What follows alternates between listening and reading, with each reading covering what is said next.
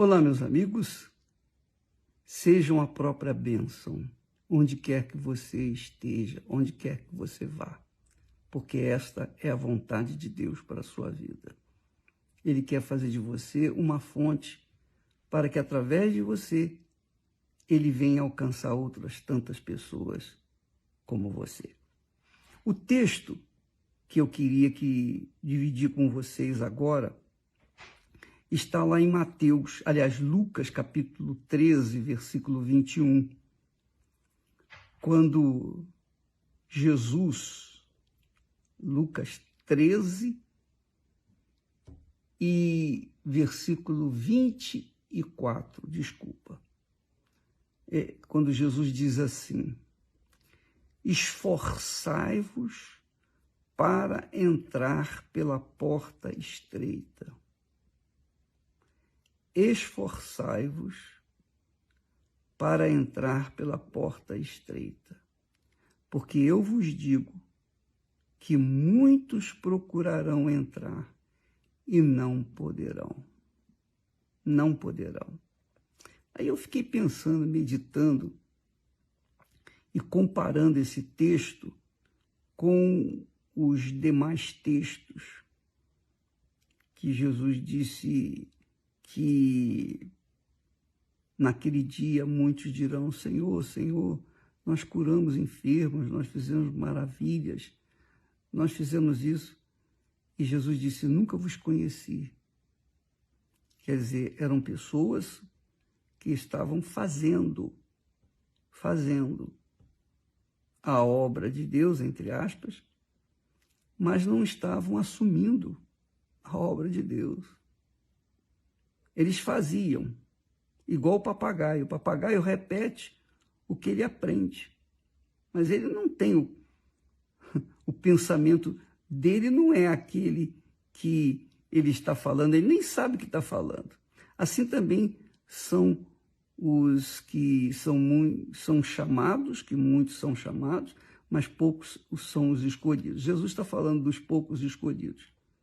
E dentre esses poucos escolhidos, dentre os poucos escolhidos que Jesus se refere aqui, não estão incluídos aqueles que estão vivendo e dizendo e alegando e se escondendo e camuflando o seu caráter, o seu mau caráter, com aquele versículo que Paulo fala, que Deus falou para ele: a minha graça te basta. Muitas pessoas dizem assim: a graça de Deus é suficiente, eu não tenho que sacrificar, eu não tenho que me esforçar, porque a graça de Deus, Deus conhece meu coração.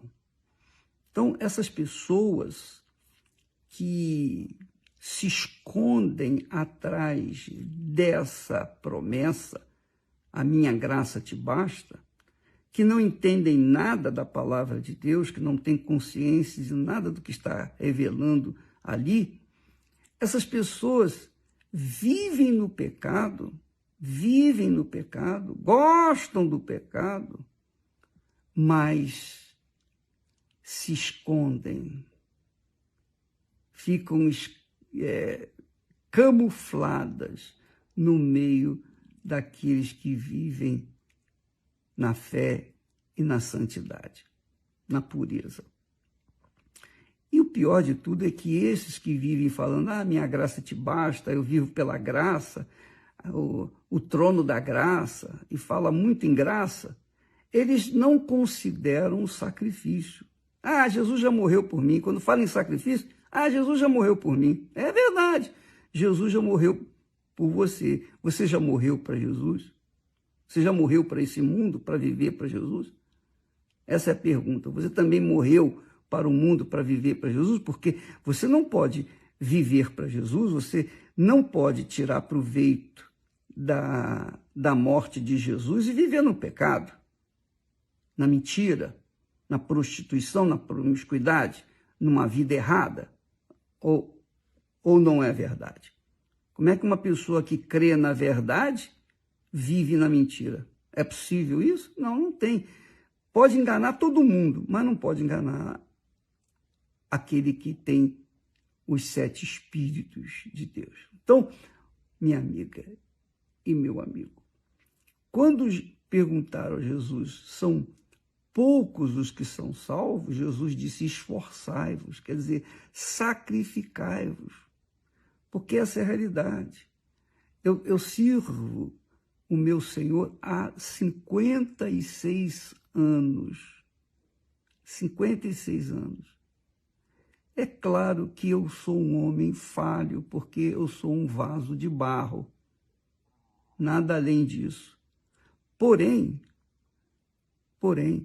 eu não consigo enxergar, eu não consigo ver ou viver nessa graça e no pecado, satisfazendo a minha própria vontade, a minha própria carne, as minhas cobiças. Eu fui jovem, como vocês que estão nos assistindo agora, também são jovens. Eu fui tentado, como vocês também são tentados. Várias vezes eu caí no pecado, mas eu não vivi no pecado, eu não fiquei caído no pecado. Eu me consertei com Deus. Eu me arrependi dos meus pecados. Eu confessei os meus pecados. Então, eu aprendi que para viver pela fé, eu tenho que sacrificar o meu eu, a minha vontade, as minhas cobiças, os meus desejos. E foi assim que eu cheguei até aqui, que eu tenho vivido até aqui. Eu monitoro a minha vida de acordo com a minha consciência, a minha vida com Deus, de acordo com a minha consciência. Se a minha consciência me acusa de alguma coisa, é porque eu não estou bem com Deus. Mas se a minha consciência não me acusa, então eu estou bem com Deus. Agora, é impossível uma pessoa que tenha uma má consciência ter paz. Não é impossível. Uma vez, um desses ex que saíram, bispos, um deles confessou para mim, olha, eu falei para ele, olha, rapaz, está aqui provado e comprovado que você caiu no pecado. Você vai negar? Ele disse, não, não vou negar, não. Realmente, eu me prostituí em tal lugar, onde eu fui, eu saía, enfim, fiz um monte de besteira. E aí, eu falei assim, aí ele me pediu, o senhor me perdoa? Eu falei, olha, rapaz, eu perdoo você, claro que eu perdoo. Se Jesus me perdoa, por que eu não vou perdoar você? Agora, preste atenção, se você não está confessando todo o seu pecado, se você está confessando parte dele, se você estiver confessando 99% dele e ficar com 1% reservado, com o plano B, então o meu perdão não vai valer de nada para você. Porque ou você está arrependido ou você não está arrependido. E quando a pessoa é arrependida, ela nega a si mesma, ela nega a sua vontade, ela chora de dor pelo pecado que ela cometeu. E ele vivia num pecado grotesco, prostituição, adultério, roubo, enfim. Era um caso, humanamente falando, irreversível. Então, esse elemento, ele disse, não, estou confessando tudo, agora eu estou com consciência tranquila. Mas não estava. Eu sabia que ele estava em pecado, eu tive discernimento para ver que ele estava em pecado. Eu falei, tá bom, eu perdoo você, mas se por acaso, se a sua consciência se mantém acusando você, é porque você está em pecado. Você não se lavou. Então a graça de Deus não vale nada para você. A graça de Deus não vai te livrar do inferno. Essa é a realidade, porque essa falta de paz que você está sentindo, essa falta de paz, é porque a sua consciência está acusando você. E isso é só com Deus que você resolve. Não é comigo, não. Não é comigo, não. A graça de Deus é válida para todos, mas para todos que se arrependem, para todos que confessam e deixam o pecado. Não continuam vivendo no pecado. Então, e foi assim que aconteceu. Minha amiga e meu amigo, quando alguém perguntou a Jesus, são poucos os que são salvos, Jesus disse, esforçai-vos, sacrificai-vos, essa é a palavra.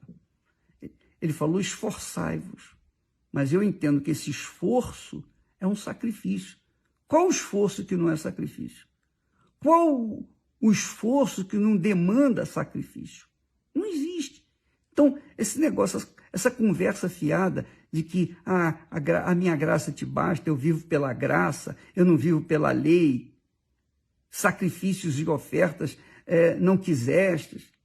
No passado, está lá escrito, realmente está escrito, sacrifícios e ofertas de sacrifícios não quiseste. Mas o que acontece é o seguinte, é que durante a lei era mais difícil, era mais fácil viver com Deus do que mediante a graça, porque a graça hoje, naquele tempo, se você cometesse um determinado pecado, você pegava um animal, oferecia em sacrifício e o seu pecado ia embora.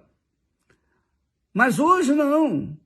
Hoje não. Você, para que você possa manter a sua fé limpa, pura, e obviamente que é a fé que comunica a gente com Deus, para você manter essa fé limpa e pura, obrigatoriamente você tem que negar a si mesmo, você tem que sacrificar o seu eu, sacrificar a sua vontade, sacrificar o mundo.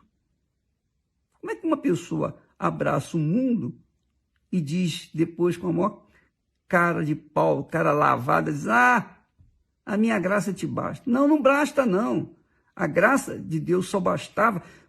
Deus falou isso para Paulo, o apóstolo Paulo. Paulo sofreu, gemeu. Ele sacrificou toda a sua vida depois que ele teve o um encontro com Jesus. Ele foi decapitado, ele ficou preso.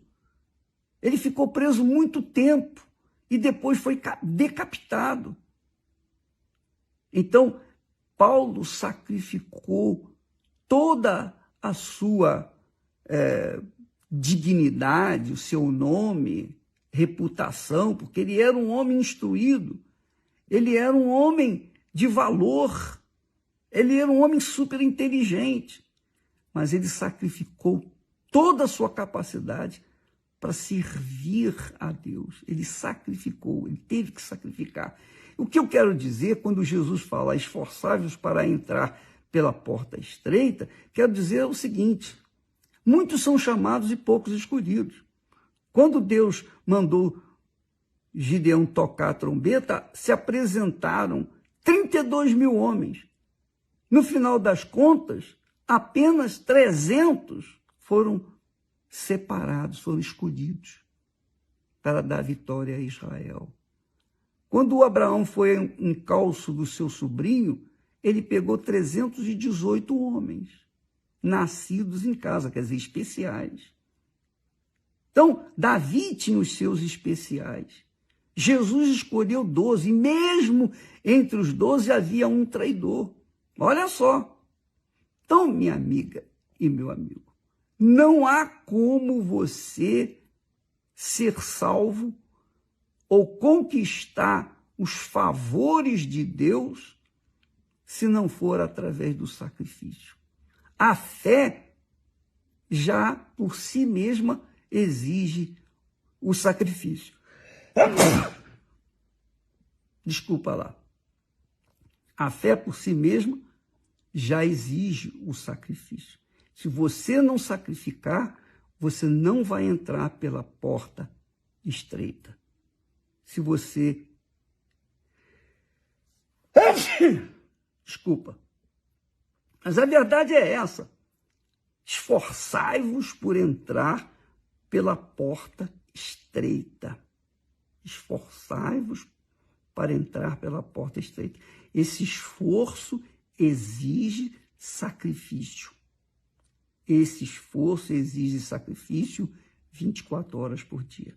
Porque todo dia você tem que lutar contra a sua carne, sua vontade, seus desejos, suas concupiscências, enfim, todos os pecados. É ou não é? Você sabe que a salvação é um prêmio que Deus dá aos vencedores, não aos perdedores. Aos vencedores. Aos vencedores. Ao vencedor dar-lhe-ei que se assente comigo no meu trono. Pode ver lá em Apocalipse, nas cartas às igrejas, que Jesus fala sobre isso. Bem, eu queria só deixar bem claro para você que a salvação é muito difícil. É a coisa mais difícil que existe na face da terra. Nada é mais difícil neste mundo do que a salvação, porque a salvação depende da gente vencer primeiro a nossa própria carne, o nosso próprio eu, morrer para esse mundo. O batismo nas águas é a morte para esse mundo. Quando você é batizado nas águas, você está sepultando a sua velha natureza.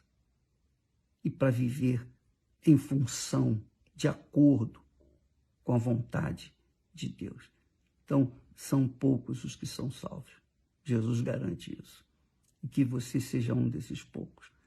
E não seja apenas salvo, mas seja a fonte para gerar vida por toda a vida e eternidade. Para que você venha servir o Senhor até na eternidade. Deus abençoe a todos. Desculpa ter demorado um pouquinho, mas eu não podia deixar de falar o que tinha que falar. Deus abençoe.